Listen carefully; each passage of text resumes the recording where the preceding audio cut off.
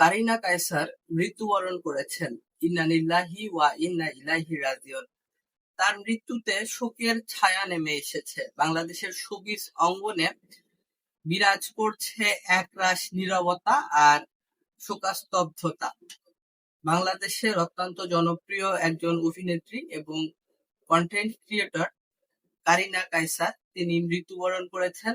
ভারতের একটি বেসরকারি হাসপাতালে তিনি চিকিৎসা নিচ্ছিলেন। লিভার জনিত জটিলতা দেখা দেওয়ায় তার চিকিৎসার প্রয়োজন হয় এবং বাংলাদেশে চিকিৎসা নেওয়ার পরে উন্নত চিকিৎসার জন্য তিনি ভারতে যান এবং চিকিৎসাধীন অবস্থায় তিনি দুনিয়ার মায়া ত্যাগ করেন। কারিনা কায়সারের মৃত্যুতে অনেকেই শোক জানিয়েছে।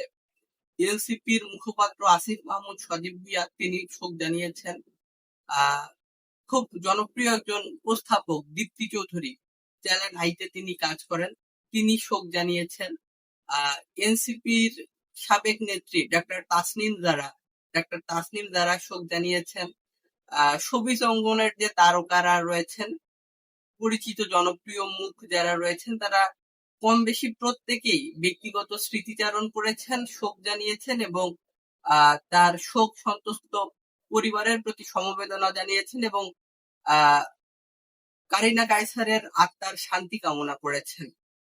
প্রিয় দর্শক, কারিনা কায়সার কন্টেন্ট ক্রিয়েটিং যেমন করতেন, তিনি অভিনয়ের সঙ্গে সংযুক্ত ছিলেন, অভিনয় করতেন, বেশ জনপ্রিয়তা ছিল তার। তার আব্বা ফুটবল খেলতেন, বাংলাদেশের জাতীয় ফুটবল দলের একজন প্লেয়ার ছিলেন তিনি। কারিনা কায়সারের মূলত লিভারের সমস্যা দেখা দেয় এবং তিনি হসপিটালে ভর্তি হন, চিকিৎসা গ্রহণ করেন এবং উন্নত চিকিৎসার প্রয়োজন পড়ে।